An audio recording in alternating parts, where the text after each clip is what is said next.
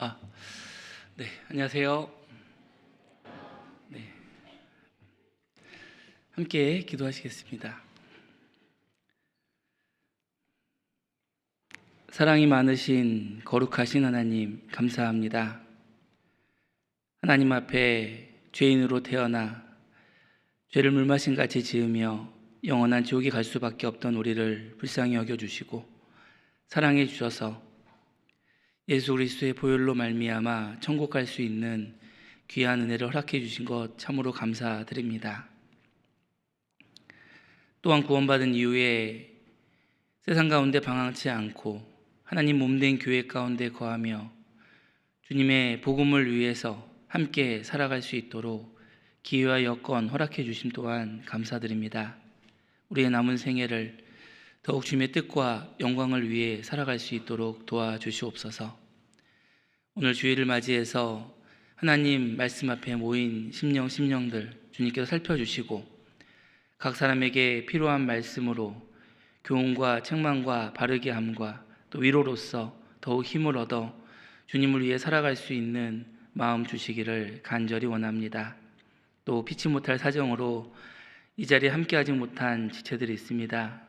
병 중에, 낙심 중에, 또 어려움 중에 있는 이들 일일이 기억하여 주시고 그들의 몸과 마음, 여건을 인도해 주셔서 하나님 말씀 앞에 나올 수 있도록 도와주시옵소서. 말씀을 시작하는 시간입니다. 듣는 이들의 마음과 귀를 주관해 주시고 부족한 자의 입술을 주관해 주시옵소서. 이 모든 것 우리를 언제나 사랑하시는 예수님의 이름으로 기도드렸습니다. 아멘.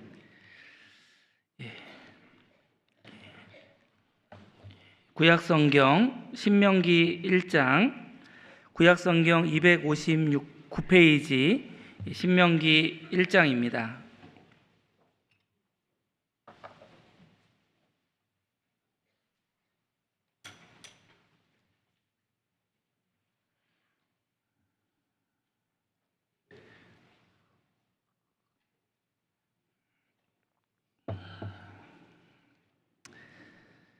신명기 1장 1절부터 5절까지 제가 읽도록 하겠습니다. 구약성경 259페이지입니다.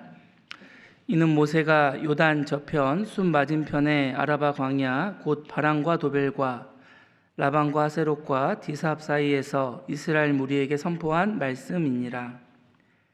호렙산에서 세일산을 지나 가데스 바네아에까지 10하루길이었더라.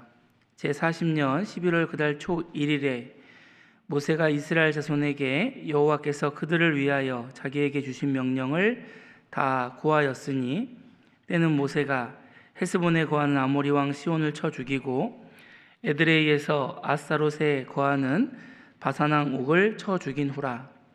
모세가 요단 저편 모압 땅에서 이 율법 설명하기를 시작하였더라. 네, 안녕하세요.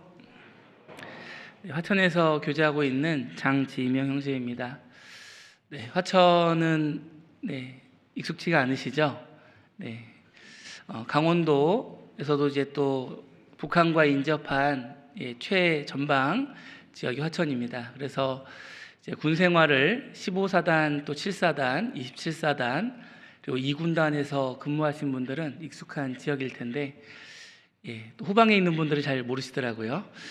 그래서 화천은 군인 분들이 이제 주축이 돼서 이제 춘천교회에서 자립을 했고 또 자립한 이후에 또 군인분들에게 또 전도가 되고 또 군인분들 위주로 이제 교회가 형성돼서 한 2004년도에 자립해서 이제 자립한 지 22년이 지났습니다. 오래된 교회이지만 이제 군인 중심으로 이렇게 교회가 되어 있다 보니까 잦은 또 이동이 있고 또 이제 군인 전도라고 하는 특수성이 있어서 새로 구원받으신 분들도 이제 군인이시고 그래서 이제 구원받고 타 지역으로 이동하시는 일이 있다 보니까 지금은 이제 처음에 교회 자립할 때 있었던 분들은 거의 계시질 않고요. 다 이후에 또 새롭게 전입 오신 분들 위주로 또 이제 새롭게 좀 교회가 재편이 됐습니다. 그래서 저는 이제 그걸 이제 3기라고 이야기를 하는데 최초에 자립할 때 있었던 분들, 또 그 이후에 또 지금 새롭게 있는 분들이 계속 화천 지역에 또 전도하기 위해서 협력하고 노력하고 있습니다. 지금 어린아이부터 이제 어르신들까지 총 50여 명 이렇게 교제하고 있고요. 지나간 분들을 다 세보니까 한 150명은 되겠더라고요. 그런데 이제 많이 이동을 하시다 보니까 지금 현재 그 정도 교제를 하고 있습니다. 그리고 지금 이제 최근에는 우리 병사로 이제 오시는 분들도 주일날 종교 외출을 할 수 있도록 그 부대들과 잘 이야기를 해서 부대장들에게 허락을 받으면 이제 저희가 운송을 해가지고 매주 한 8명 정도가 이렇게 주일날 전국에서 병사분들이 참여하고 있습니다. 우리 일산교회도 계시고 전국의 지역에서 오신 분들이 또 이렇게 군 생활 중에도 이렇게 신앙생활 이어갈 수 있도록 화천교회가 역할을 다하고 있습니다. 그래서 또 화천 지역에 또 군 생활을 오시거나 또 연고가 또 있게 된다면 또 함께 또 전도할 수 있는 기회가 되었으면 좋겠습니다. 화천 지역이 워낙 이제 군인들이 많다 보니까 우스갯소리로 군인들이 너무 많아서 한 어르신이 이제 버스를 탔는데 버스에 다 군인들만 잔뜩 앉아 있는 경우가 있었습니다. 어르신이 보고 뭐라고 했을까요? 어째 오늘 버스에 사람이 없네 이렇게. 그래서 그만큼 군인이 많은 지역입니다. 하지만 또 좋은 환경이 있고, 뭐 자세히 설명드리긴 그렇지만 아까 이제 봉사회장님께는 말씀을 드렸는데 우리 청년분들에게 또 새로운 또 직장과 또 여러 환경의 장이 될 수 있기 때문에 혹시 화천에서의 생활을 꿈꾸신다면 연락 주십시오. 상세하게 설명드리겠습니다. 궁금한 점은 봉사회장님께 문의하시면 되겠습니다. 오늘은 이제 신명기서 6장의 내용을 가지고 함께 말씀을 드리려고 합니다. 먼저 신명기서가 어떤 내용인지 확인하기 위해서 잠깐 1장 1절부터 5절까지 내용을 읽었는데요. 신명기서는 이제 모세 오경의 마지막 책입니다. 모세의 죽음을 기록하고 있고 모세가 죽기 한 달 전에 또 가나안 입성 2달 전에 기록한 책입니다. 그래서 이 신명기서의 내용에는 이제 앞서 기록됐던 율법에 이제 다시 한번 그들의 당부하는, 그리고 가나안 땅 입성을 앞둔 이스라엘 백성들에게 모세가 마지막으로 그들에게 당부하는 메시지가 담겨져 있습니다. 그래서 신명기라고 하는 이 표현 자체가 이제 펼칠 신도 되지만 거듭 신자를 써서 거듭 명령을 그들에게 전달했다. 하나님의 명령을 그들에게 다시 한번 또 상기시킴으로써 그들이 가나안 땅에 들어가서 어떠한 삶을 살아야 될지를 그들에게 당부하는 말씀이 바로 신명기 말씀이다라고 할 수가 있습니다. 그래서 이스라엘 백성들, 이 말씀을 듣고 있는 이스라엘 백성들은 이제 2세대죠. 그 앞선 1세대가 출애굽을 하고 이제 광야 40년 길을 이제 통과해서 하나님의 약속의 땅 가나안 땅 입성을 앞두게 되었습니다. 잘 아시는 것처럼 1세대인 그들은 실패를 했죠. 불과 10하루길에 불과한 그 거리를 40년 동안 헤매게 됐고 20세 이상 성인으로는 모두 광야에서 죽음을 맞이하게 됐습니다. 그들 조상의 선택이 얼마나 잘못된 선택이었는가, 그리고 왜 그들이 실패했는가, 그리고 그들이 어떻게 해야 다시금 실패하지 않고 그 가나안 땅에 들어가서 하나님의 축복을 누리게 될 것인가 라는 그 내용을 바로 이 신명기서에 모세가 기록했다라고 할 수가 있습니다. 모세는 이스라엘 백성들을 출애굽에서 이제 이끌어낸 장본인이기도 하죠. 또 그러면서 광야 40년 동안에 그들을 이끌었고 누구보다 이스라엘 민족을 사랑했던 사람이었습니다. 그래서 자신의 편안한 생활, 그 애굽의 왕자라고 하는 그 자리까지 버리고 기꺼이 하나님의 백성과 함께 고난받기를 택했던 그런 사람이었습니다. 그런 모세에게 있어서 이스라엘 백성들은 참으로 사랑하는 존재이기도 했지만 또 한편으로는 가장 안타까운 존재이기도 했죠. 그래서 그들이 정말 가야 할 올바른 길이 무엇인지를 알려주기 위해서 이 신명기서에 이 모세의 마음이 담겨져 있다라고 할 수가 있습니다. 그래서 성경 읽기를 하다 보면 창세기부터 잘 읽어 오시는데 레위기에서 첫 번째 위기를 맞으셨죠. 그래서 두 번째 위기가 바로 신명기서입니다. 그래서 앞에서 기록됐던 그 율법에 대한 내용들이 다시금 또 설명되고 있고, 또 계속 같은 내용이 반복되는 것처럼 자칫 지루하게 여겨질 수 있는데, 이 신명기서를 읽을 때는 모세가 어떠한 마음으로 기록했을까라고 하는 이 모세의 마음을 가지고 이 성경을 읽어보신다면 더 깊은 이해와 교훈이 되시리라 생각이 됩니다. 오늘의 이제 본문인 신명기 6장으로 가보겠습니다. 신명기 6장.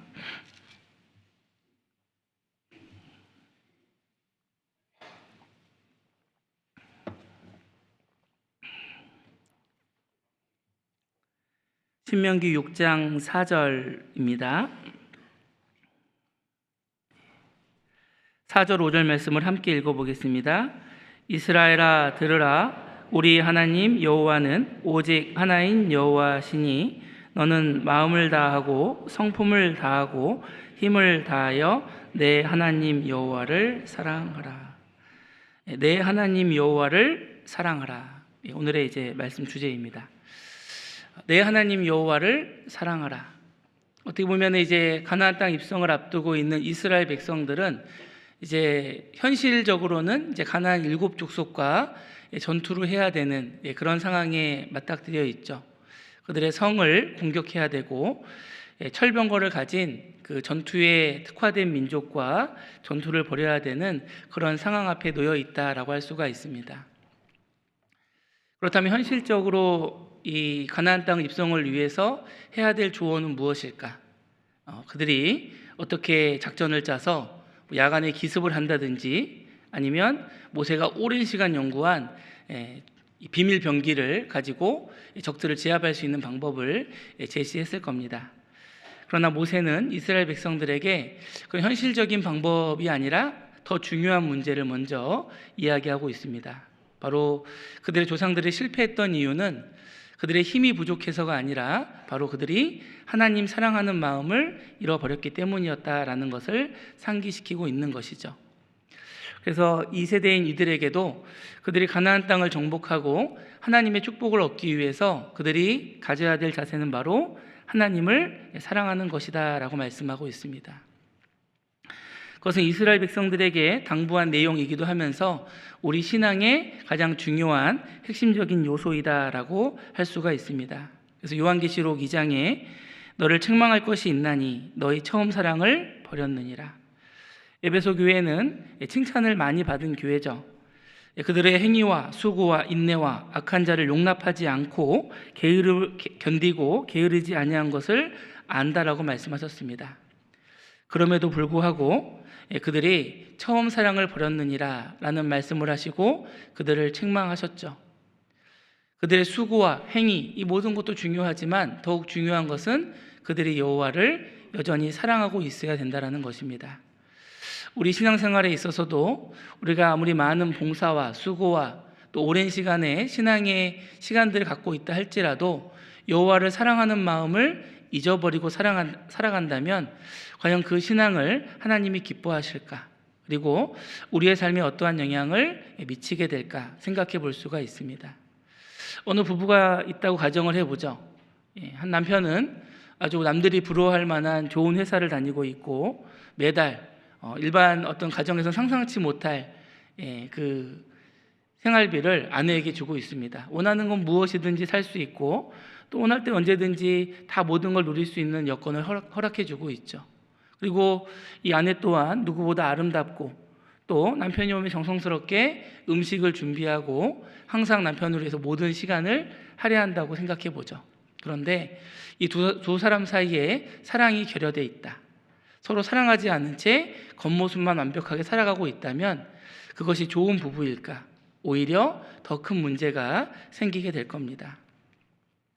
그와 같이 우리 신앙생활에 있어서도 하나님을 사랑하는 마음이 점점 작아지면서 소멸돼 가면서 살아가고 있다면 과연 나의 마음에 하나님을 사랑하는 마음이 과연 있는가라고 스스로 물었을 때 예라고 대답할 수 없다면 우리의 신앙은 조금 점검이 필요하지 않을까라고 생각이 됩니다.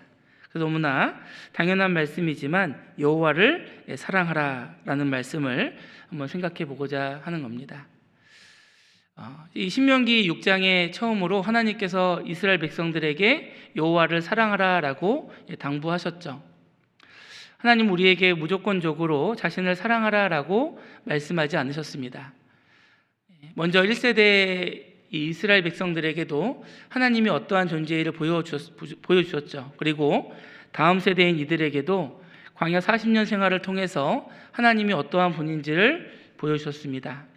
그들의 발이 부르지 않고 그의 의복이 헤어지지 아니하고 이 신명기 1장에 기록되어 있는 것처럼 광야 생활 가운데 그들을 안아서 옮기신 것처럼 정말 그 어려운 척박한 환경 가운데도 그들이 생활할 수 있는 모든 것을 허락해 주셨습니다. 낮에는 구름 기둥, 밤에는 불 기둥, 또 매일 아침마다 만나를 통해서 그들에게 필요한 것을 다 공급해 주셨죠. 하나님은 자신이 어떤 분인지, 그들을 얼마나 사랑하는지를 먼저 나타내 보이신 겁니다. 그리고 그들에게 이야기하셨죠. 너희도 나를 사랑하라. 이 사랑은 억지로 될 수 있는 것이 아니라 선택이기 때문에 그렇습니다. 이제 이스라엘 백성들은 눈에 보이지 않지만 정말 자신들을 사랑해서 모든 것을 허락해 주신 그 하나님을 진정으로 사랑할 것인가, 그렇지 않을까를 선택을 해야 됐던 겁니다. 그들이 선택을 한다면 하나님은 그들의 하나님이 되어주시고 그들이 광야에 들어가서 그 어떤 적들과 맞닥뜨리게 될지라도 반드시 승리해 주실 거라는 확신을 가지고 살아갈 수가 있을 겁니다. 그러나 그 하나님을 사랑하지 않게 된다면 그들은 늘 두려움과 걱정, 눈앞에 보이는 적들에 대한 두려움으로 인해서 결국 그들의 조상과 같은 선택을 하게 되겠죠. 바로 애굽으로 돌아가자. 그들의 앞선 세대들은 그와 같은 선택을 했기 때문에 다시금 모세는 이스라엘 백성들에게 여호와를 사랑하라라는 당부를 말씀하고 있는 겁니다. 오늘날 이 세상도 어떻게 보면은 더 좋아지고 많은 것들이 모든 물질들이 이제 풍부한 세대다 보니까 하나님 없이도 잘 살아가고 있는 것처럼 보입니다. 그러나 하나님을 사랑하지 않는 인생들에게는 결국 슬픔과 고통, 아픔만이 있다라는 것을 분명히 말씀하고 있죠. 여기를 잠깐 잡아두시고 디모데후서 1장을 찾아보겠습니다. 디모데후서 1장입니다.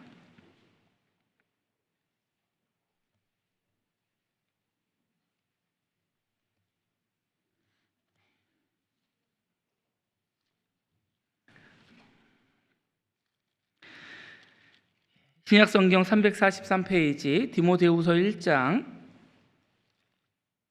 3장입니다. 죄송합니다. 디모데후서 3장 디모데후서 3장 신약 345페이지입니다.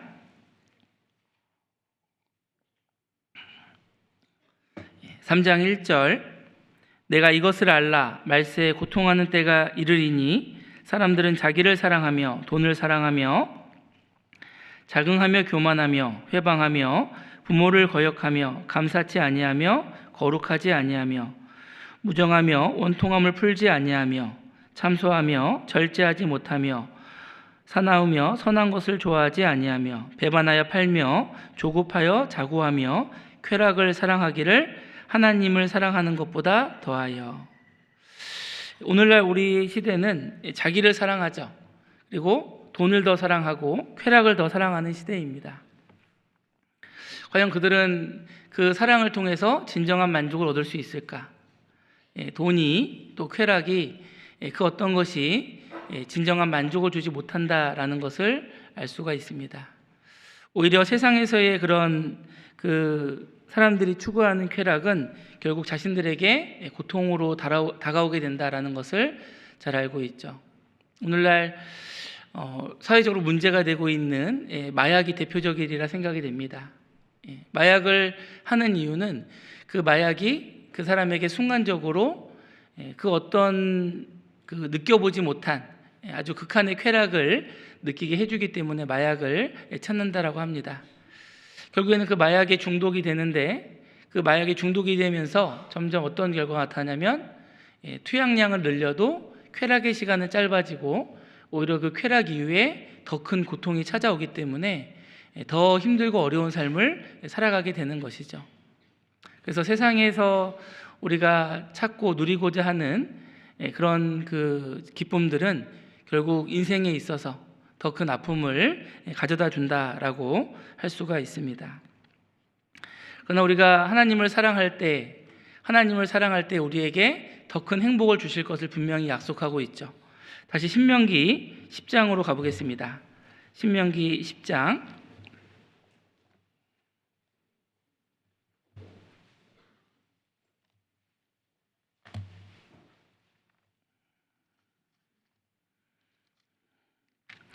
신명기 10장 12절,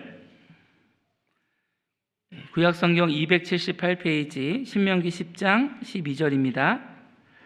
이스라엘아, 내 하나님 여호와께서 내게 요구하시는 것이 무엇이냐? 곧 내 하나님 여호와를 경외하여 그 모든 도를 행하고 그를 사랑하며 마음을 다하고 성품을 다하여 내 하나님 여호와를 섬기고.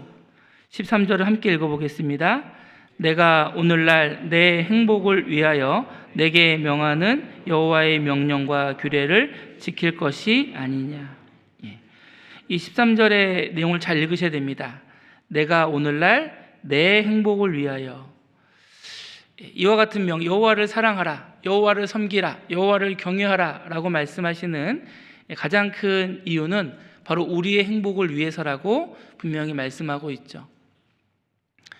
앞서 말씀드린 대로 세상에서의 행복은 너무나 그 시간이 짧고 오히려 그 이후에 큰 고통이 찾아오기도 합니다. 보통 우리가 행복을 영어로 해피니스라고 하는데, 그 해피니스라고 하는 단어는 해픈이라고 하는 단어에서 이제 파생됐습니다. 해픈은 어떠한 일이 발생되어졌다, 이제 그런 일이죠. 결국 사람이 인생 가운데 얻게 되는 행복은 우연히 발생한 그 일들로 말미암아 생기는 행복들이 있습니다. 예를 들어 보면 이런 거죠. 오늘 아침에 교회에 나오기 위해서 문을 딱 열었는데 집 앞에 5만 원짜리 한 장이 떨어져 있다. 웃으신 분들은 생각만 해도 기분이 좋으신 거죠. 일단 뭘 해야 될까요? 밟아야죠. 네. 두 번째 어떻게 합니까? 안 해본 분들이 많으신 것 같은데 일단은 주변을 살펴야 됩니다. 누가 또 보고 있는 사람이 있을 수 있으니까요. 그 다음에 자연스럽게 신발끈을 묶는 척 하면서 이제 아마 주머니에 들어오게 되겠죠. 그러면서 교회 오는 길은 콧바람이 날까요, 안 날까요? 신이 납니다. 차가 막혀도, 신호등에 걸려도, 옆에서 끼어들어도 아주 여유로운 마음으로 양보할 수가 있습니다. 교회 오면은 커피도 한 잔 사겠죠. 그런 마음이 왜 생겼을까? 5만 원을 주셨기 때문에 생긴 마음이죠. 근데 반대로 5만 원을 잃어버렸다. 자매 몰래, 형제 몰래 오늘 쓰려고 5만 원 쫙 주머니에 넣어놨는데 뒤져보니까 없어요. 그럼 어떻습니까? 시작부터 짜증이 납니다. 빨리 나오라고 그러고 앞차가 안 간다고 빵빵거리고 이렇게 교회 왔는데 주차할 데가 없냐고 막 짜증내고 그러겠죠. 그러니까 그런 발생한 일 때문에 행복감이 생기기도 사라지기도 하는 거죠.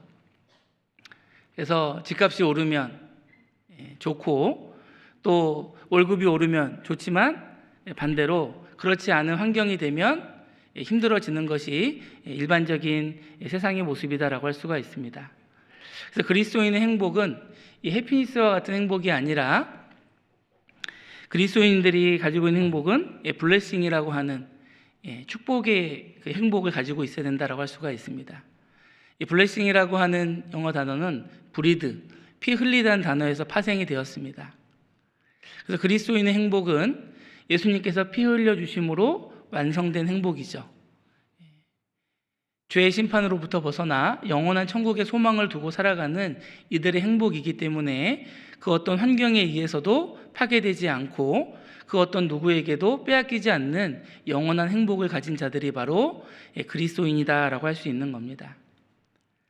그래서 하나님을 사랑하는 사람에게 구원받을 수 있는 축복을 주시고 구원받게 해주시고 그 남은 생에 여호와를 사랑하는 자에게 정말 그 축복을 간직하면서 그 축복을 통해 누릴 수 있는 더 많은 은혜들을 우리에게 허락해 주신다라고 할 수가 있습니다.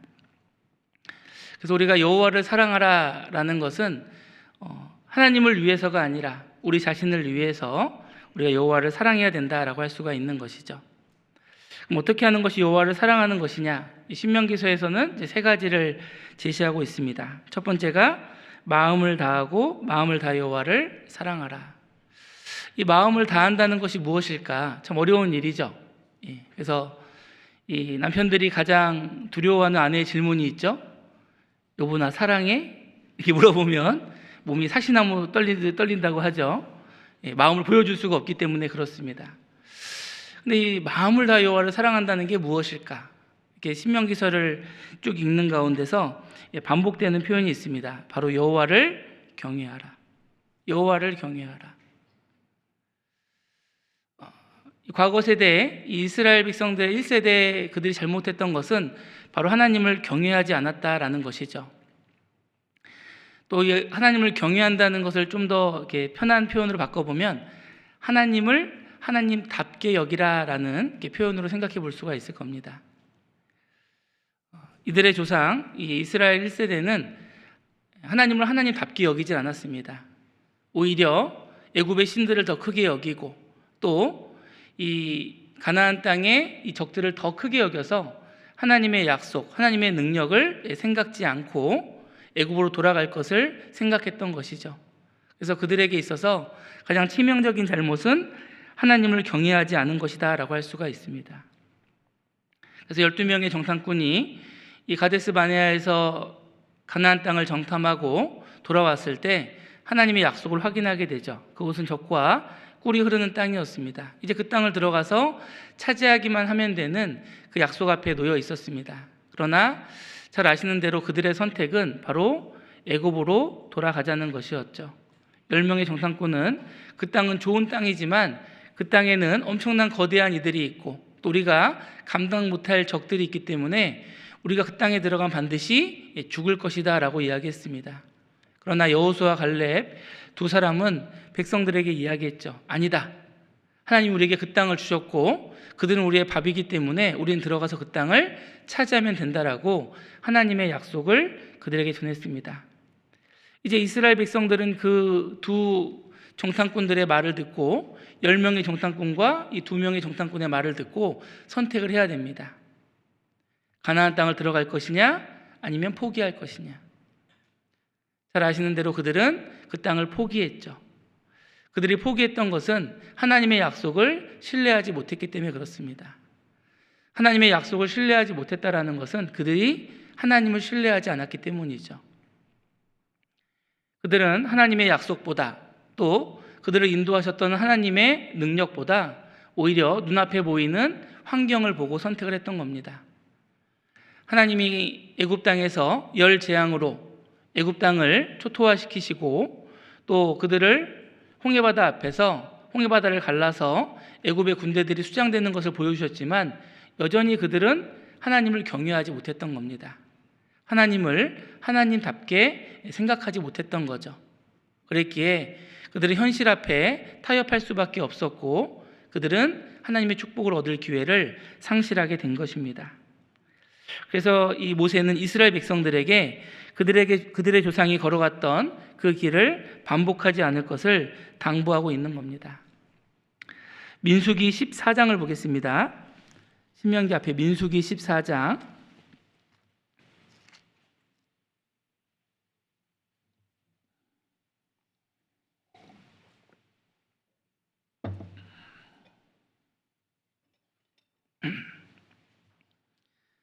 14장 11절 구약성경 218페이지 민수기 14장 11절입니다. 여호와께서 모세에게 이르시되 이 백성이 어느 때까지 나를 멸시하겠느냐? 내가 그들 중에 모든 이적을 행한 것도 생각하지 아니하고 어느 때까지 나를 믿지 않겠느냐? 내가 전염병으로 그들을 쳐서 멸하고 너로 그들보다 크고 강한 나라를 이루게 하리라. 여기 11절에 나를 멸시하겠느냐라는 표현이 나옵니다. 어떻게 피조물인 사람이 창조주 하나님을 멸시할 수 있을까요? 그 답이 밑에 있죠. 어느 때까지 나를 믿지 않겠느냐. 이스라엘 백성들의 그 불신의 선택이 바로 하나님을 멸시했다라고 분명히 말씀하고 있습니다. 우리의 삶에 있어서도 하나님을 얼마나 신뢰하고 있는가, 얼마나 하나님을 의지하고 하나님께 모든 것을 맡기고 있는가라는 것을 생각해 볼 필요가 있습니다.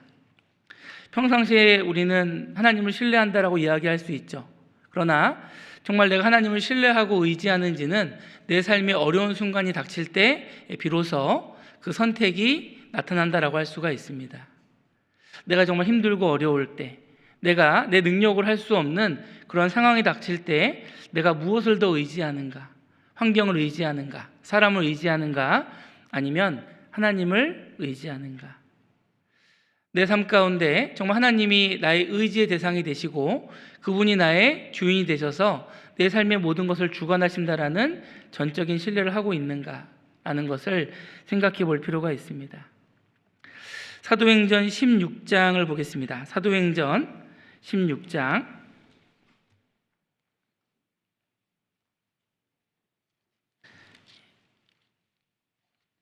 신약성경 216페이지 사도행전 16장 25절입니다.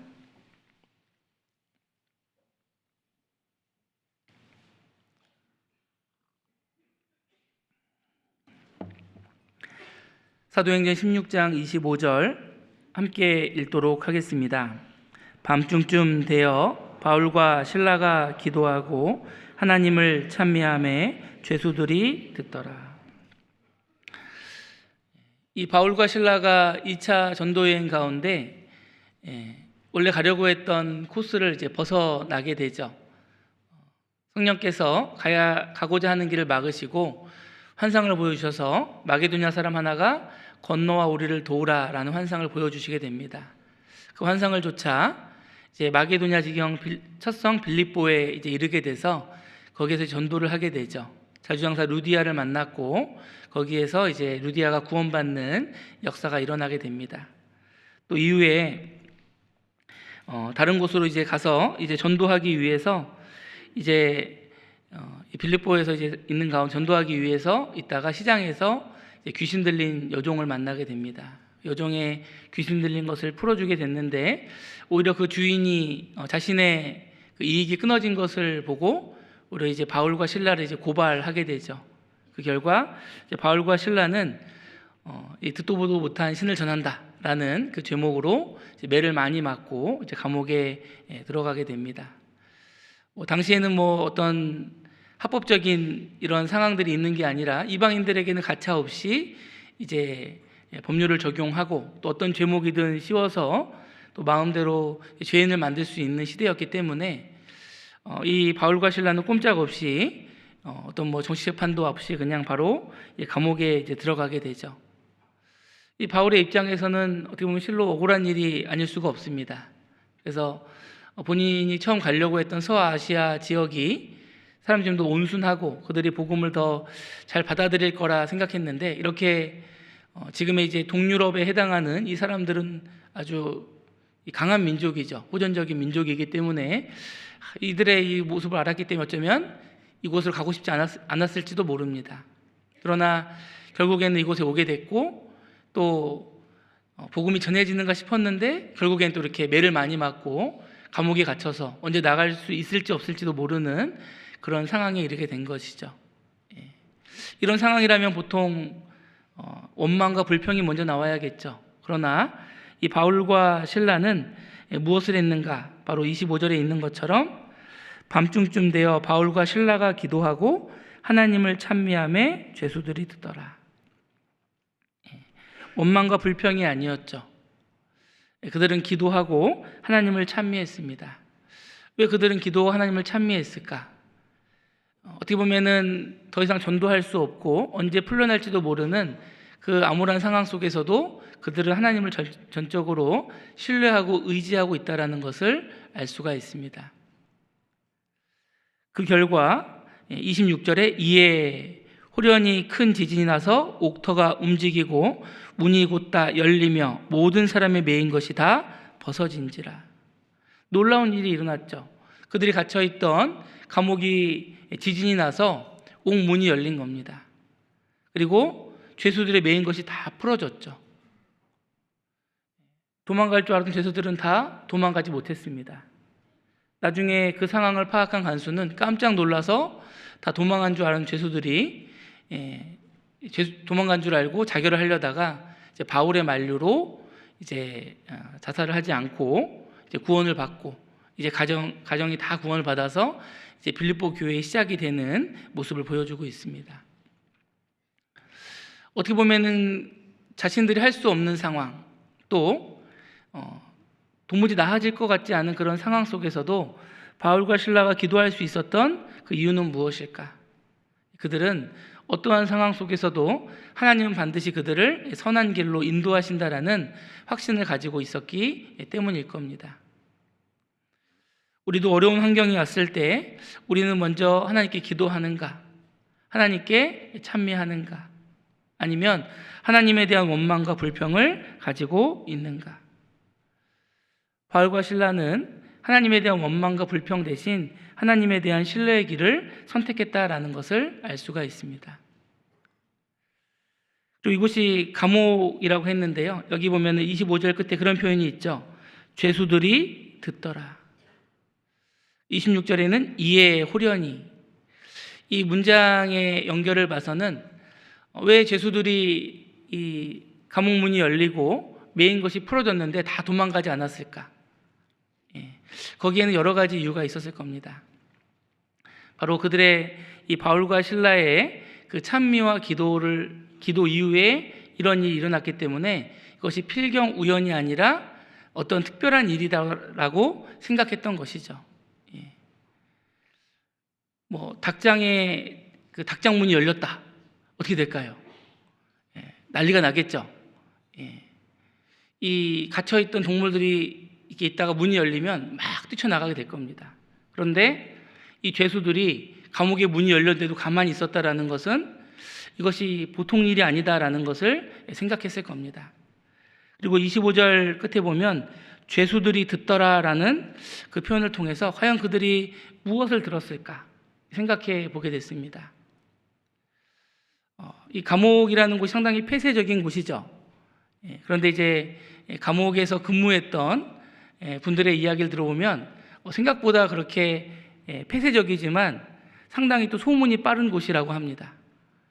그래서 이 죄수들이 새롭게 오면 벌써 이제 다 소문이 난대요.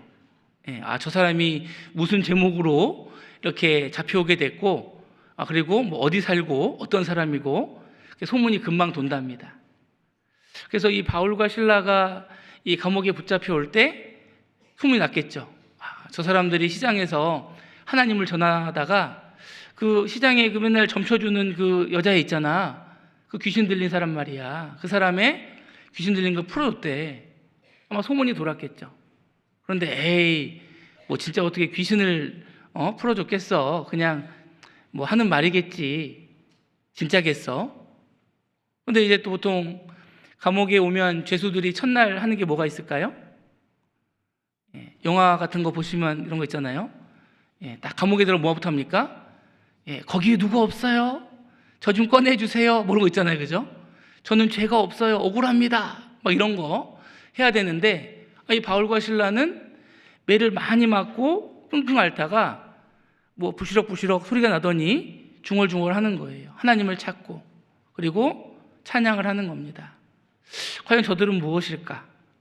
정말 저들의 말대로 저들이 믿는 하나님을 찾는 것일까? 과연 그렇다면 저들이 믿는 하나님이 구해줄 수 있을까라고 생각을 했겠죠. 죄수들은 그 감옥에서 그런 상황을 다 듣고 있었을 겁니다. 그런 찰나에 호련히 큰 지진이 나서 그렇기 때문에 그들은 꼼짝할 수가 없었던 것이죠. 이것이 저들이 믿는 하나님으로 말미암아 된 것인가 보다. 우리가 여기서 움직였다가는 오히려 큰 해를 입을 수 있다. 아마 이 같이 감옥에 있었던 이 죄수들이 나중에 풀려나면 하나님에 대해서 이야기하겠죠. 하나님 믿는 사람들이 있는데 진짜 하나님 믿는 것 같더라 라는 얘기를 하게 될 겁니다. 그래서 이 죄수들이 듣더라라는 말씀이 되게 교훈이 됐습니다. 우리 구원받은 그리스도인의 삶에 있어서도 우리 주변에 하나님을 믿지 않는 많은 사람들이 있는데 그 사람들도 우리의 말을 듣고 있겠구나. 바울과 실라의 기도와 찬미를 죄수들이 들었던 것처럼 우리 삶의 주변에 있는 사람들이 우리의 말과 우리의 행동들을 보고 있다라고 생각할 수가 있습니다. 그래서 제가 이제 우리 형제자님들에게 이렇게 부탁드리는 게 있죠. 월요일이 되면 월요병이라고 하잖아요, 그죠? 예, 출근하면은 몸도 무겁고 막 다시 일을 하려니까 막 힘들고 그렇습니다. 근데 구원받은 그리스도인은 좀 달라야 되지 않을까 생각을 합니다. 예, 월요일 아침에 막 인상 찡그리고 막 출근하면서 아유 많이 피곤하신가 봐요. 누가 물어보면 아유 어제 교회 가서 봉사 많이 했어요. 막 이렇게 말씀하시는 분들이 있으면 안 되겠죠. 예, 그리고 집회가 있는데 집회를 참석해야 됩니다. 또 퇴근한 사람들은 이제 그래도 월요일 날 퇴근하면서 야 빨리 가서 집에 쉴 수 있겠다라고 가는데 우리 형제자님들의 얼굴이 무겁습니다. 왜 이렇게 얼굴이 무거우세요? 또 교회 가야 돼요. 집회 가야 돼요. 이렇게 얘기하면 그분들이 나중에 우리가 말씀 한번 들어보자고 하면 야, 저 교회 가면 인상이 더 안 좋아지겠다. 이렇게 생각할 수가 있겠죠. 그래서 우리가 하는 말과 행동 하나하나를 이 믿지 않는 사람들 다 이렇게 알고 있다라는 겁니다. 제가 있는 화천 그 군민 등록된 사람들이 2만 명입니다. 그리고 이제 제가 주로 활동하는 화천읍에는 약 8,000명 정도 됩니다. 근데 실제로 이제 거동이 불편하신 어른들을 제외하면 실제로 다녀보면 다 한 다리 건너서 알 수 있는 분들이 많습니다. 그래서 이제 어디가 식당 가서 밥을 먹거나 뭐 이렇게 하다 보면 물어봅니다. 화천교회 목사님이죠? 이렇게 뭐 물건 살 때도 화천교회 목사님이죠? 저는 그분을 모르는데 그분들은 이제 제가 한 5년 가까이 있으니까 저 사람이 어느 교회 목사다라는 걸 다 아는 거죠. 제가 주머니에 손 넣고 다니거나 침을 뱉거나 쓰레기를 버리면 야, 저 화천교회 목사 못 쓰겠네. 이제 금방 소문이 납니다. 그것처럼 한 사람을 통해서 그 주변에 그리스도에 대한 평가가 이루어지게 된다라고 할 수가 있죠. 내가 가정에서 또 직장에서 학교에서 내 삶은 결국 나 개인의 삶으로 끝나지 않습니다. 그 사람이 하는 말과 행동은 주변 사람들에게 하나님이 어떠한 존재인지를 나타내 주기 때문에 그렇습니다. 내가 성경을 읽고 기도하고 내가 말씀을 전하는 그 삶은 당장은 성과가 없는 것처럼 보이지만 주변에 저 사람이 믿는 믿음이 무엇인지, 저 사람이 그토록 우리에게 전하고자 하는 메시지가 무엇인지를 정확히 알려주게 된다라고 할 수 있는 겁니다. 나는 과연 그들에게 어떠한 모습으로 비추어지고 있을까요? 그래서 죄수들이 듣더라. 그들은 듣고 있는 겁니다. 그뿐 아니라 그들이 우리의 삶을 주목하여 보고 있다는 것은 우리가 좋을 때 뿐만이 아니라 힘들고 어려울 때에도 우리의 삶을 주목하여 보고 있습니다. 내가 정말 하나님을 의지하는 삶을 살아가는지 아니면 힘들고 어려울 때 하나님을 믿지 않는 나처럼 동일하게 불평하고 원망하고 하는지를 지켜보고 있는 겁니다. 분명히 저 삶에도 믿는 사람에게도 어려움이 찾아오죠. 가정의 경제적인 문제, 또 건강의 문제, 삶의 어려움들에 맞닥뜨려질 때 그리스도인들이 보여야 할 태도는 하나님을 의지하는 것입니다. 비록 내가 힘들고 어려운 상황 가운데 있지만 하나님을 의지하고 있다는 것을 나타낼 수 있어야 되겠죠. 그러면 그 사람들은 정말 저 사람이 믿는 하나님을 살아계시구나라고 생각할 수가 있을 겁니다. 정말 저 사람이 믿는 하나님은 정말 진짜로 계신가 보다. 나는 잘 모르지만 저 사람이 저토록 저렇게 의지하고 하나님을 의지하기 때문에 나와는 다른 삶의 태도로 보이고 있구나라는 걸 보여줄 수 있어야겠죠. 우리의 삶에 어려움이 찾아올 때 똑같이 원망하고 똑같이 포기하고 똑같이 좌절한다면 사람들은 생각할 겁니다. 하나님 믿는 사람이나 믿지 않는 사람이나 삶은 똑같구나. 교회 다니고 안 다니고 하는 것뿐이지 별 차이가 없다라고 느끼게 되겠죠. 그래서 이 죄수들이 듣더라라는 표현은 우리가 어떠한 삶을 살아야 될지 또 그 삶이 우리 주변에 어떠한 영향을 미칠지를 너무나 잘 보여주고 있다라고 할 수가 있습니다. 그래서 우리가 하나님을 의지한다는 것은 내 환경보다 하나님 말씀을 더 의지하는 것이고 내 생각보다 하나님의 뜻을 더 먼저 앞세워 살아가는 것이다 라고 할 수 있는 겁니다. 두 번째가 성품을 다해 여호와를 사랑하라 라고 말씀하셨죠. 이스라엘 백성들의 성품이 어떠했는가 라는 것을 단어로 표현해 본다면 불평, 불만, 원망 이런 단어일 겁니다. 40년 광야 생활 동안 그들은 끊임없이 원망했고 끊임없이 불평했습니다. 그래서 하나님께서는 모세를 통해서 성품을 다하여 여호와를 사랑하라. 좀 제발 그 불평하는 그 성품을 좀 버리고 하나님께 감사하는 성품을 가져라 이렇게 당부하고 싶었는지도 모릅니다. 이스라엘 백성들은 하나님께 많은 은혜를 받았죠. 앞서 말씀드린 대로 그들은 광야 40년 동안에 끊임없는 하나님의 보호와 인도 가운데 있었습니다. 하나님은 그 어린아이를 옮겨서 그들을 이렇게 이동시키는 것처럼 정말 그들을 온 마음으로 살피셨죠. 그들에게 불편한 것, 필요한 것을 다 이렇게 제공해 주신 겁니다. 힘들고 어려울 때, 또 안 좋은 상황에 있을 때마다 하나님은 그때마다 그들에게 해결책을 제시해 주셨죠. 그럼에도 불구하고 그들은 잠시의 어려움을 참지 못하고 또 자신의 뜻대로 되지 않는 그 상황 속에서 가장 먼저 하나님에 대한 원망을 표출해 왔습니다. 바로 그것이 그들이 광야에서 그 생애를 마감할 수밖에 없었던 이유이기도 하죠. 그래서 하나님께서는 모세를 통해서 이 새로운 백성들에게, 새로운 이스라엘 민족에게 당부하신 겁니다. 제발 불평 좀 그만해라. 받은 복을 좀 세워봐라. 하나님이 너에게 복을 주시길 원하고 끊임없는 너에게 은혜를 베풀고 계신 것을 보아라. 그리고 그 하나님을 감사하고 찬양할 때 하나님이 너희에게 더 큰 복을 주실 것이다 라는 약속을 하고 있는 것이죠. 우리의 삶에 얼마나 많은 불평이 있는가? 우리는 불평하는 삶을 많이 살까요? 감사하는 삶을 많이 살까요? 자신이 없으시네요. 네. 아마 저도 그렇지만 많은 분들이 감사보다는 불평이 더 먼저 나올 겁니다. 그것이 사람의 본성이죠. 그러나 신앙은 그 본성을 거스려서 그 불평을 감사로 바꾸는 것이 바로 신앙의 모습이다라고 할 수가 있습니다. 우리가 불평하지 말아야 될 몇 가지 이유를 한번 정리해 봤는데요. 첫 번째는 불평은 불평을 낳습니다. 감사는 감사를 낳지만 불평은 불평을 낳게 돼요. 그래서 작은 거에도 불평하다 보면 그 불평이 끊임없이 이어지게 됩니다. 그리고 두 번째는 이 불평은 자신의 마음을 해칩니다. 불평하는 분들의 특징이 있습니다. 옆에 사람을 보지 마시고 집에 가서 거울을 보시면 내가 불평을 많이 하는지 아닌지 알 수 있어요. 어떻게 하면 알 수 있을까요? 미간을 보시면 됩니다. 신경질적인 분은 미간이 좁아집니다. 인상을 쓰기 때문에.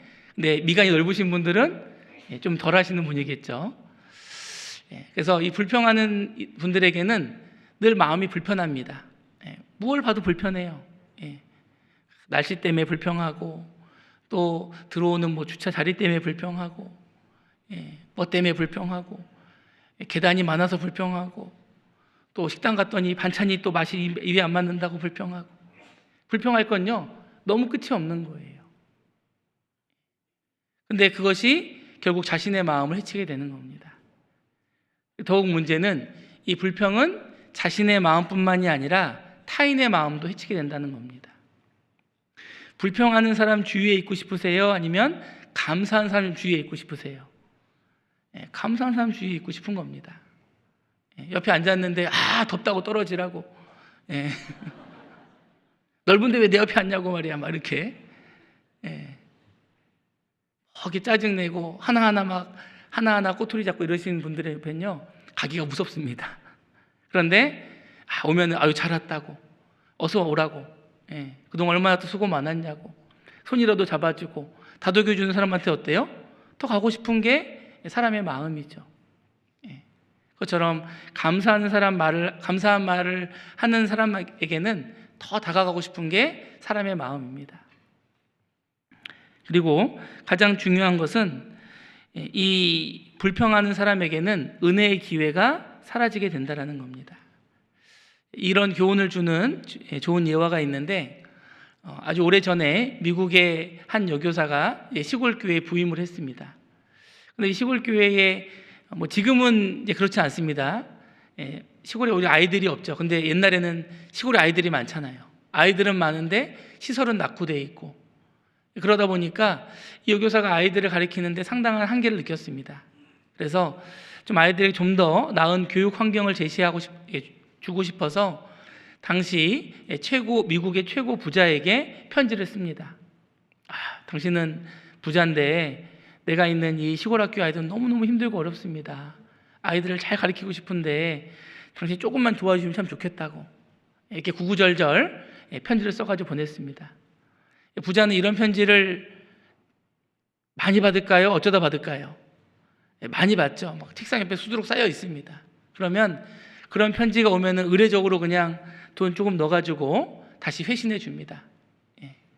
그럴 수밖에 없죠. 이 많은 사람들을 다 도와줄 수가 있겠어요. 근데 받는 사람의 입장에서는 부자한테 회신이 오면 얼마나 기쁘겠습니까? 기대가 되겠죠. 몇천 달러가 들었을까? 몇만 달러가 들었을까? 이번에 피아노 바꿀 수 있을까? 막 기대를 하겠죠. 근데 딱 열어보니까 에게 하는 게밖에 안 들어있는 겁니다. 그럼 어때요? 실망하겠죠. 그러면 아마 보통 사람 같으면 실망하고 그 부자 너무 짠돌이라고, 그 부자 회사 제품은 사지도 말아야 된다고 막 이렇게 여기저기 막 불평불만을 이야기할 수 있을 겁니다. 근데 여교사는 그런 선택이 아니라 적은 돈이긴 하지만 그 돈으로 무엇을 했느냐? 꽃 씨앗을 산 거죠. 그리고 그 씨앗을 그 아이들과 함께 씨를 뿌리고 예쁜 화단을 가꾼 겁니다. 그리고 다시금 편지를 썼습니다. 일전에 보내주신 비용은 너무 잘 받았습니다. 그리고 감사하게 보내주신 비용으로 아이들과 함께 화단을 만들었습니다. 언제 기회가 되시면 저희가 만든 화단을 감사의 의미로 좀 보여드리고 싶습니다라고 편지를 썼습니다. 그 부자가 한번 갈까요, 안 갈까요? 갈까요, 안 갈까요? 가야죠. 정말 작은 그 일에도 감사한 사람에겐요 가보고 싶은 거예요. 그리고 부자는 갈 때 빈손으로 갈까요? 아닙니다. 아마 학교가 싹 바뀌었을지 몰라요. 리모델링 됐을지도 모릅니다. 작은 것에 감사한 사람은 더 큰 복을 받을 수 있는 기회가 있는 겁니다. 우리가 우리 삶에 있어서 더 큰 축복을 바란다면 우리가 먼저 해야 될 것은 이미 내게 주신 복을 감사하는 일이죠. 내게 주어진 작지만 작게 생각되는 그 일들을 먼저 감사할 수 있어야 되는 겁니다. 아무 일이 일어나지 않는 이 일상의 반복이 지루한 것이 아니라 정말 내게는 큰 은혜이며 하나님의 보호와 인도 가운데 있다는 것을 우리가 늘 기억하면서 살아야 되겠죠. 어떤 사람들은 좋은 일이 있다. 나에겐 이런 일이 안 일어날까? 라고만 생각할 수 있는데 하나님 우리에게 이미 받은 복을 세어보라 라고 말씀하고 있습니다. 우리가 얼마나 많은 복을 받았는가? 그 복을 생각하고 그 복에 감사하는 삶이 우리 삶에 더 큰 은혜를, 축복을 얻게 한다라고 할 수가 있습니다. 그래서 이 불평이라는 것은 어떻게 보면은 나의 마음도 해치고 나의 관계도 해치고, 그래서 이 가정에 있어서도 화목한 가정과 화목하지 못한 가정을 나누는 그 기준은 그 말에 있다라고 할 수가 있습니다. 화목한 가정 어떤 말을 쓸까요? 덕분에라는 말을 씁니다. 그러나 그렇지 못한 가정 어떤 말을 쓸까요? 때문에라는 말을 쓰죠. 너 때문에. 어떠한 상황이 됐을 때 누구 때문이 아니라 항상 누구 덕분에 라고 말한다면 그 관계는 더 좋아질 수밖에 없는 겁니다. 그래서 우리가 교회 안에서도 다툼과 서로 간에 갈등이 생기는 이유는 바로 때문에 라고 할 수가 있죠. 교회 일을 하다 보면 서로 어려움도 생기고 또 불편한 감정이 생길 때도 있습니다. 그러나 그것을 누구누구 때문에가 아니라 그래도 덕분에라는 표현으로 바꾼다면 그런 관계들을 해소할 수 있지 않을까 생각을 해보게 됩니다. 그래서 교회 안에서는 누구 때문에 또 뭐 때문에 이런 말 대신에 고맙습니다, 감사합니다, 수고가 많으십니다라고 하는 그런 말들이 우리 교회를 더 아름답게, 더 화목하게 만들 수 있으리라 생각이 됩니다. 그래서 우리가 교회 안에서 이렇게 서로 정죄하는 말이라고 하잖아요. 그런 말들은 좀 삼가하고 서로 더욱더 인정해주고 격려해주고 위로해주는 말을 통해서 우리가 더 하나 되는 것이 필요하리라 생각이 됩니다. 특히 이제 앞서 이렇게 봉사하고 계시는 많은 분들이 있는데 그런 분들에게도 우리가 따뜻한 말을 건네준다면 참 좋겠죠. 그래서 앞에 봉사하시다 보면은 가장 듣기 좀 거북한 말들이 있습니다. 이런 표현입니다. 그럴 줄 알았어. 어떤 일이 안 되면 꼭 뒤에서 한 말씀 하시는 분들이 있거든요. 그런 말보다는 참 수고했다고, 고생했다고, 어려웠겠다고, 그런 말들 하면 서로 마음의 위로와 힘이 될 텐데 그런 그 사소한 말 한마디가 큰 상처를 주기도 한다라고 생각이 됩니다. 그래서 돌이켜 감사의 말을 하라라고 말씀하고 있습니다.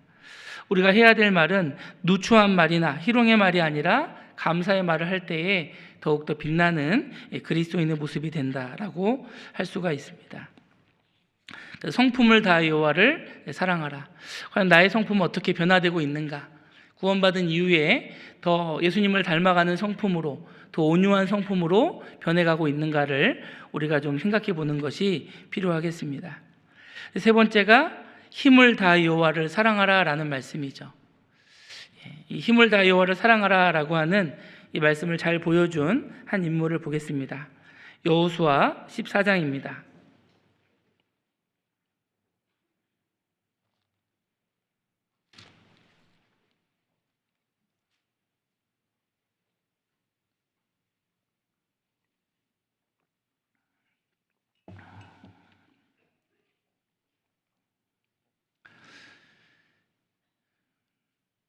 여호수아 14장 6절.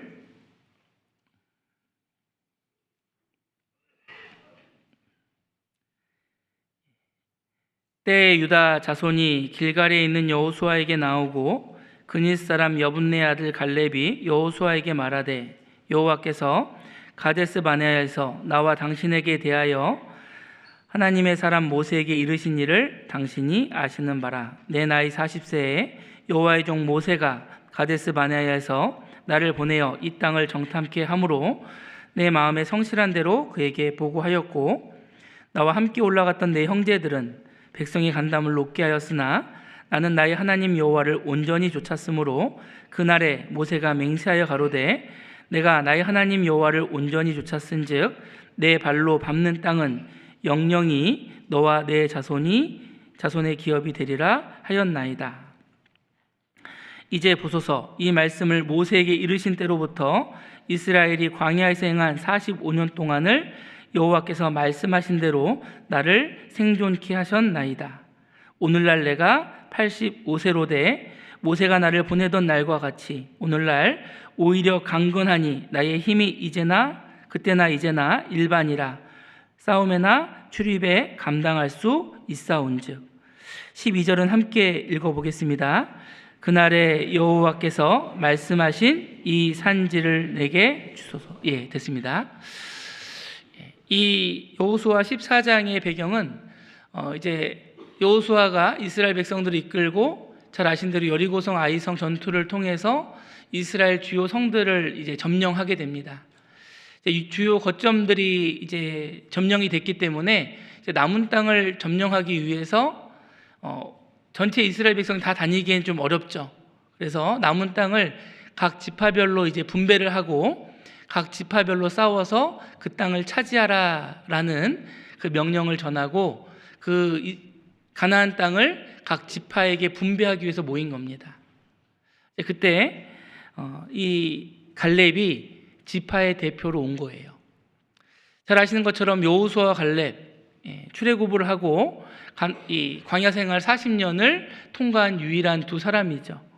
그리고 이제 갈렙은 어떻게 보면은 이 출애굽 이후에 가나안 땅을 통과한 두 명 중에 한 명이었기 때문에 모세 이후에 새로운 지도자가 선정이 돼야 될 때 갈렙의 마음이 만약에 일반적인 사람 같았다면 그런 마음도 있었을 겁니다. 혹시 나도 여호수아가 아니라 나도 기회가 있지 않을까, 나도 정말 앞장서서 주님의 일에 한번 쓰임받고 싶다라고 하는 그런 강한 마음이 있었겠죠. 그런데 하나님께서는 여호수아를 세우셨고 여호수아에게 이스라엘 민족을 이끄는 일을 맡기셨습니다. 근데 그 뒤로 보면 이 갈렙에 대한 언급이 이제 거의 나와 있지는 않습니다. 그럼 이제 혹자는 생각하기를 갈렙이 좀 삐져가지고 열심히 안 했나 보다라고 오해할 수 있는데, 갈렙은 그런 신앙의 사람이 아닙니다. 갈렙은 정말 놀라운 신앙을 가진 사람이죠. 어떻게 보면은 이 갈렙이 여전히 이 여호수아가 지도자로 세워지고 여전히 어떤 자신의 위치와 자리를 고수했다라고 한다면 사람들은 여호수아에게 불만이 있으면 누구에게 갈까요? 갈렙에게 가겠죠. 그리고 사람들의 마음이 이 여호수아와 갈렙으로 나뉘어질지 모릅니다. 그러나 갈렙은 정말 철저한 신앙의 사람이었기 때문에 하나님이 여호수아를 이스라엘 민족의 지도자로 세웠을 때 자신을 철저히 감추었다라고 할 수가 있습니다. 오히려 묵묵히 뒤에서 보이지 않는 곳에서 이 여호수아의 리드를 잘 받을 수 있도록, 올바른 지도자가 될 수 있도록 아마 물심양면 도왔으리라 생각이 됩니다. 그러고 나서 이 여호수아 14장에 딱 나오게 되죠. 이 여호수아가 이제 땅을 분배하기 위해서 모였는데, 여호수아가 이제 땅을 분배해 주게 되면 이 족장들의 마음이 어떨까요? 불평불만이 생길 수밖에 없습니다. 왜 우리는 좀 이렇게 짐승도 많고 우리는 좀 넓은 평야를 원하는데, 또 산지 이런 데는 좀 안 좋은데 좀 좋은 땅, 편한 땅, 목초지가 있는 땅, 이런 땅을 다 원하겠죠. 그러나 그런 땅은 한정돼 있고 오히려 척박한 땅이 훨씬 더 많은 게 이스라엘 지형입니다.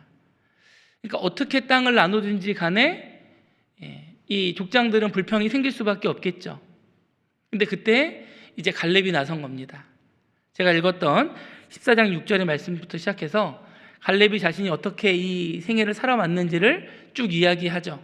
그래서 6절부터 이 10절까지만 딱 읽으면 이 갈렙은 정말 대단한 분이지, 우리가 그분만큼은 인정해 드려야지, 그분이 어떤 삶을 살았는데, 그래서 갈렙 지파는 조금 좋은 땅을 드리자라고 아마 다른 족장들의 마음에 생각했을지 모릅니다. 갈렙은 좋은 땅 달라고 해도 그 정도의 위치에 있는 분이야, 아마 다른 족장들도 그렇게 생각했을지 모릅니다. 그런데 반전은 12절에 있죠. 그날에 여호와께서 말씀하신 이 산지를 내게 주소서. 산지라고 되어 있죠. 평지가 아니라. 이 산지가 어떤 곳이냐? 제가 어디서 왔습니까? 강원도에서 왔습니다. 강원도의 특징이 뭡니까? 산입니다. 그래서 저희 자매랑도 이렇게 부모님 댁이나 이렇게 밖으로 나올 일이 있어 나오다 보면 이제 저희 자매가 항상 옆에 타고 있다가 한마디 합니다. 화천이 가까우면 여보 산들이 보여. 산들이 보여. 산이 점점 높아지기 시작합니다. 강원도 가까워지고 있다라는 의미죠. 그래서 제가 이제 교회에서 이제 커피 한 점심 식사 이후에 차 한 잔 마시면서 이렇게 딱 밖에 보고 있으면 앞에 산이 있습니다. 그 뒤에 뭐가 보일까요? 산이 있습니다. 그 뒤에 뭐가 있을까요? 산이 있습니다. 저 멀리 보면 또 뭐가 있을까요? 산이 있습니다. 산이 많아요. 특히 이제 여기 화천 지역은 접경 지역입니다. 들어보셨겠지만 이 휴전선하고 얼마 떨어지지 않는 곳이고, 여기서 이제 차로 꾸불꾸불한 산길을 1시간 정도 차 타고 들어가면 민간인 통제 지역, 민간이 들어갈 수 없는 그런 군사 지역이 나옵니다. 그리고 더 올라가면 철책이라고 하는 곳이 나옵니다. 한강 주변에도 있지만 우리 이렇게 애국가 나올 때나 연말 연시에 보면은 이렇게 철책을 지키는 군인들 나오잖아요. 거기를 GOP라고 하는데 바로 그곳이 바로 화천 지역입니다. 화천 지역은 이제 6.25 이전에는 이제 북한 지역이었고 이후에 수복이 됐습니다. 잘 아시는 대로 이제 이 38선 군사분계선이 서쪽으로는 조금 내려가 있고 동쪽으로는 좀 이렇게 올라가 있죠. 사선으로. 이 중동부 전선이요 가장 치열했던 곳입니다. 그곳을 차지하기 위해서 정말 하루에도 여러 번 그 산의 주인이 바뀔 만큼 북한군과 한국군이 이렇게 서로 이렇게 자리를 차지하기 위해서 얼마나 많은 희생을 치렀는지 모릅니다. 그래서 매년 이제 6월을 이제 호국 보훈의 달이라고 합니다. 아시죠? 그래서 화천에 있는 군부대는 이제 한 4월에서 5월 사이가 좀 언땅이 좀 풀리고 이제 좀 따뜻하게 되면 가장 먼저 하는 게 바로 그 국군 유해 발굴입니다. 그래서 휴전선 그 아래쪽에 지뢰가 있는 지역에서 이제 군인들이 쫙 일렬로 서가지고 삽을 들고 땅을 파기 시작합니다. 한 걸음 나갈 때마다 땅을 푸고 땅을 팝니다. 그러다 보면 거기에 뭐가 나올까요? 뭐 수통도 나오고 군화도 나오고 매년 정말 워낙 넓은 지역이다 보니까 아무리 땅을 많이 파지만 많은 분들 다 찾지는 못합니다. 산도 너무나 많고. 그래도 매년 한 부대마다 적어도 4구에서 6구 정도의 그 유해를 발굴하게 됩니다. 근데 전체도 아닙니다. 대부분 뭐 손가락 아니면 뼈 마디 또는 유품, 군번줄 이런 거를 발견하게 되죠. 하지만 그런 걸 통해서 그것이 어떤 곳이었는가를 다시금 상기하게 되는 겁니다. 이 산지를 내게 주소서. 이 산지를 달라는 것은 그냥 산 좋은 데다가 별장 지어놓고 거기서 남은 여생 한번 편하게 보내보겠다 이것이 아니라 85세의 노인이 이 갈렙이 다시금 그 어려운 전투에 자신의 삶의 모든 것을 걸고 그 전투에 임하겠다라는 놀라운 각오였습니다. 어떻게 보면 누구보다 앞장서서 많은 일을 했고 또 이제는 연세가 많기 때문에 쉬어야 되는 그런 시기일 수도 있지만 갈렙의 마음은 여전히 힘을 다하여 여호와를 사랑하고 있었던 것이죠. 누구보다 하나님이 주신 이 가나안 땅을 차지하는 일에 최선을 다하고 싶었던 겁니다. 그래서 85세의 노인이 그 힘들고 어려운 전투에 선봉에 서겠다라고 이렇게 이야기한 것이죠. 아마 다른 족장들이 지파의 족장들이 좀 나는 이번에 좀 우리가 편한 땅 가지고 가야지 했던 사람들의 그 마음이 있었다고 한다면 참 부끄러웠겠죠. 이 85세의 노인이 누구보다 더 많은 것을 요구해도 되는 위치에 있는 이 갈렙이 기꺼이 가장 험지를 어려운 곳을 자신이 가겠다라고 이야기를 한 겁니다. 그 어떤 사람도 불평불만을 얘기할 수가 없었겠죠. 이 산지를 내게 주소서. 이 말 한마디가 정말 이 갈렙의 신앙이 어떠한가를 보여주고 있는 겁니다. 그는 비록 85세의 노인이었지만 그럼에도 불구하고 여전히 누구보다 뜨겁게 하나님을 사랑하는 마음으로 하나님의 일에 최선을 다하고자 했다라는 것을 알 수가 있는 것이죠. 힘을 다해 여호와를 사랑하라. 또 어떤 분들에게는 이런 그 표현들이 좀 부담스럽게 여겨질 수 있습니다. 나는 그렇게까지 할 수 없는데. 그러나 힘을 다한다라는 것은 내가 할 수 없는 여건의 일을 한다라는 것은 결코 아닙니다. 우리가 할 수 있는 최선을 다하는 것이죠. 요한복음 6장에 있는 것처럼 한 어린아이가 예수님께 보리떡 5개와 물고기 2마리를 가져왔고 그 작은 것이었지만 예수님께서는 그걸 통해서 5,000명을 먹고 남게 만드셨습니다. 중요한 것은 자신의 것을 얼마나 드리냐라는 것에 있다라고 할 수 있는 것이죠. 힘을 다하여라는 것은 내가 할 수 없는 것을 하라 이것은 아닙니다. 내가 나의 상황, 나의 여건 속에서 내가 할 수 있는 최선을 다하는 것이다 라고 할 수가 있는 겁니다. 과연 나는 내 여건 속에서 내가 해야 될 최선의 일을 다하고 있는가?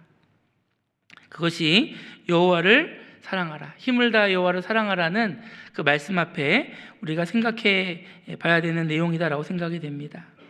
그래서 힘들고 어려운 일일수록 앞장서는 이들이 있어야 됩니다. 지금도 이 교회가 이렇게 유지가 되고 또 교회에 더 많은 일들이 되어질 수 있는 것은 누군가가 그와 같은 일을 앞장서 하고 있기 때문에 그렇습니다.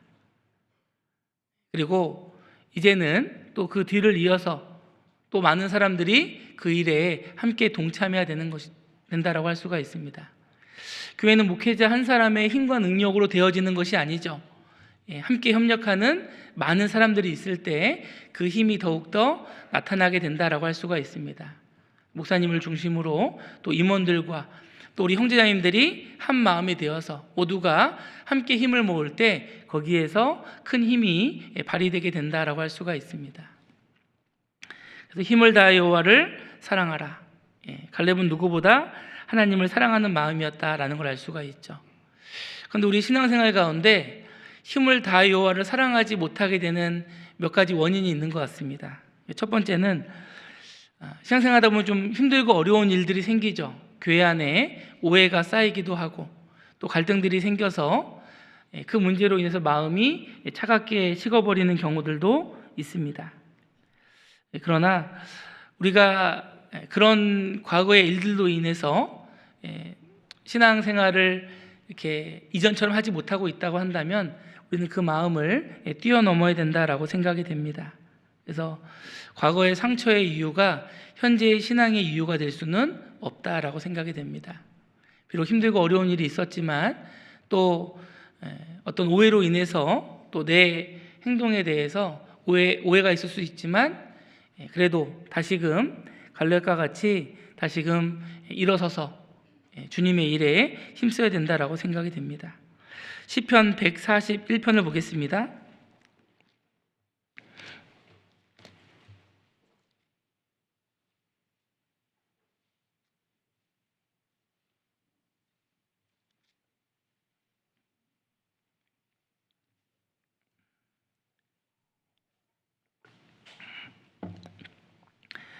구약성경 904페이지 시편 141편 5절 말씀 함께 읽어보겠습니다.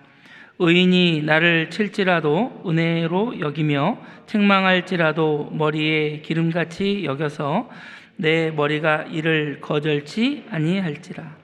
저희의 재난 중에라도 내가 항상 기도하리로다. 참 이해하기 어려운 표현이 될 수도 있습니다. 의인이 나를 칠지라도, 죄인이 치는 게 아니죠. 의인이 나를 칠지라도. 신앙생활 가운데 우리가 만나게 되는 어려움이 될 수도 있습니다. 그러나 그로 인해서 낙담하고 좌절하고 포기보다는 오히려 그것을 은혜로 여기며 책망할지라도 머리에 기름같이 여겨서, 이 기름은 축복의 상징이죠. 그런데 책망을 축복으로 바꾸는 비결이 있습니다. 바로 이유 없는 책망이라 할지라도 또 어떻게 보면 나를 일부러 하는 책망이라 할지라도 그것을 내 머리에 기름같이 여긴다면 그것은 축복으로 바뀌게 됩니다. 그 사람 때문이 아니라 하나님 앞에 나를 돌아보면 완벽할 수가 없죠. 그 책망하는 사람에 비해서 나는 더 의로울 수 있습니다. 난 누구보다 열심일 수 있습니다. 그러나 하나님 앞에 서면 우리가 완벽할 수는 없겠죠. 그래서 비록 주변의 그 책망이 내 마음을 아프게 하고 속상하게 하지만 그것을 은혜로 여기고 기름같이 여긴다면 오히려 그것이 내게 축복으로 바뀔 수가 있는 겁니다. 그리고 하나님은 그 잘못된 행동에 대해서 반드시 또 책임지게 하는 분이죠. 그래서 그 사람에게 허물이 있다면 그 사람을 또 책망하실 것이고, 또 나는 나에게도 허물이 있다면 또 이 책망을 통해서 나를 돌이킬 수 있는 기회를 주셨다라고 생각할 수 있는 겁니다. 그래서 창세기 50장에 보면 요셉이 형들에게 당신들은 나를 해하려 하였으나 하나님은 그것을 선으로 바꾸사.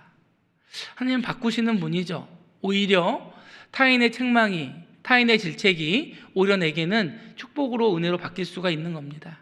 그것은 나에게 달린 일이죠.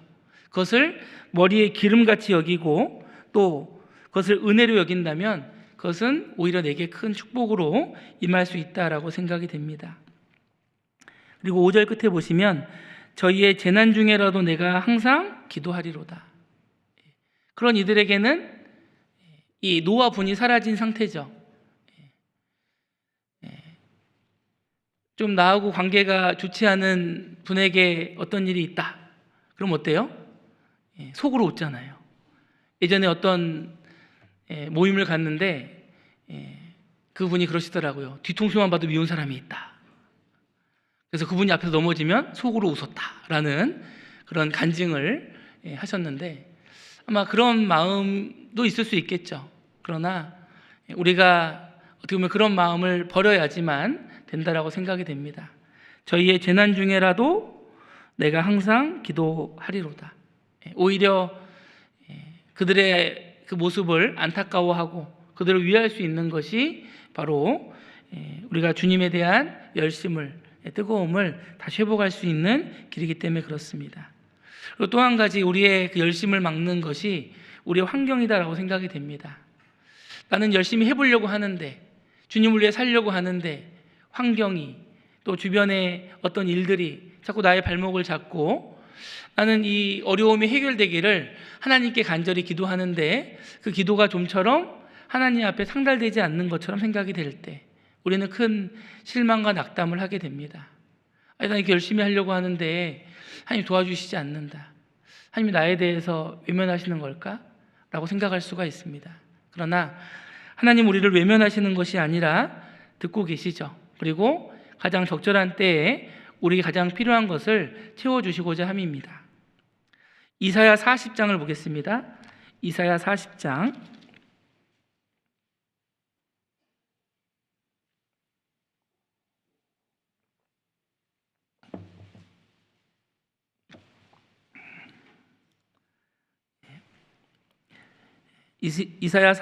27절 구약성경 1014페이지 이사야 40장 27절입니다. 야곱아 내가 어찌하여 말하되 이스라엘아 내가 어찌하여 이르기를 내 사정은 여호와께 숨겨졌으며 원통한 것은 내 하나님께서 수리하심을 받지 못한다 하느냐. 너는 알지 못하였느냐 듣지 못하였느냐. 영원하신 하나님 여호와 땅끝까지 창조하신 자는 피곤치 아니하시며 곤비치 아니하시며 명철이 한이 없으시며 피곤한 자에게는 능력을 주시며 무능한 자에게는 힘을 더하시나니 소년이라도 피곤하며 곤비하며 장정이라도 넘어지며 자빠지되 오직 여호와를 앙망하는 자는 새 힘을 얻으리니 독수리의 날개침에 올라감 같을 것이요 다른 박질하여도 곤비치 아니하겠고 걸어가도 피곤치 아니하리로다. 내 사정은 어찌 숨겨졌으며 원통한 것이 수리하심을 받지 못한다 하느냐. 우리의 마음이죠. 그러나 하나님은 우리의 사정을 누구보다 잘 아시고 우리의 원통함과 어려움을 해결해 주기를 가장 원하시는 분입니다. 그러나 하나님의 때가 아직 이르지 않았기 때문에 아직 이루어지지 않은 것뿐이죠. 그럼에도 우리는 그 하나님이 어떤 분인가를 잊지 말아야 됩니다. 영원하신 하나님 여호와 땅끝까지 창조하신 자, 그분은 모든 만물을 다스리시며 모든 인생을 주관하시는 하나님이십니다. 우리가 그분을 다시금 바라볼 때 힘을 얻을 수 있는 겁니다. 나의 어려움도 나의 힘든 상황도 하나님께서 알고 계신다. 그리고 내가 그 하나님만을 의지하고 온전히 기다릴 때 반드시 그 하나님은 우리의 원통함을, 어려움을 해결해 주실 것이다. 누가복음 1장에 그 사가랴와 엘리사벳이 나옵니다. 그들은 아이가 없었죠. 나이 많아 늙었습니다. 더 이상 아이를 잉태할 수 없는, 가질 수 없는 상황이 되었죠. 그런데 천사가 나타나서 그 사가랴에게 이야기합니다. 너의 기도함이 하나님께 들린지라. 들렸는지라가 아니라 들린지라. 현지형으로 표현하고 있습니다. 그들의 기도는 과거였지만 그들은 그 기도를 멈췄지만 포기했지만 하나님은 여전히 그 기도를 듣고 계셨던 것이죠. 구원받은 성도들의 기도는 하나님 앞에 현재도 들려지고 있습니다. 다만 하나님이 이루셔야 될 그 상황과 여건이 아직 이르지 못했기 때문이죠. 결국 사가랴와 엘리사벳은 예수님을 증거하는 세례 요한을 낳게 되는 큰 축복을 얻게 됐습니다. 그들이 어떠한 삶을 살았을까? 그들은 아이가 없었지만, 남들에 비해 부족한 것이 있었지만 그들의 삶을 적당히 살았을까? 그렇지 않을 겁니다. 사가랴, 엘리사벳, 그들은 신앙의 사람이었고 그들이 주어진 환경 속에서 최선을 다해왔기에 마침내 하나님의 축복에 이를 수가 있었던 겁니다. 오늘 말씀 본문이 내 마음을 다하고 힘을 다하고 성품을 다하고 힘을 다하여 내 하나님 여호와를 사랑하라입니다. 여호와를 사랑하는 그 신앙에 대해서 함께 살펴봤습니다. 기도하고 마치겠습니다. 사랑이 많으신 하나님 감사합니다. 정말 너무나 능력이 부족하고 연약한 저희들, 또 이렇게 하나님 말씀으로 또 교훈해 주시고 우리 각 사람의 마음을 일깨워 주셔서 하나님 앞에 더욱 온전히 살아갈 수 있도록 도와주신 은혜 참으로 감사드립니다. 오늘 배운 말씀을 통해서 우리의 삶을 돌아보고 더욱 하나님의 일에 최선을 다하는 전심으로 주님을 사랑하며 살아가는 삶이 되도록 도와주시옵소서. 교회 안에 계획하고 준비하는 많은 일정들이 있습니다. 함께해 주시고 모든 일 가운데 하나님의 크신 은혜와 역사가 나타날 수 있도록 도와주시옵소서. 이 모든 것 우리를 사랑하시는 예수님의 이름으로 기도드렸습니다. 아멘.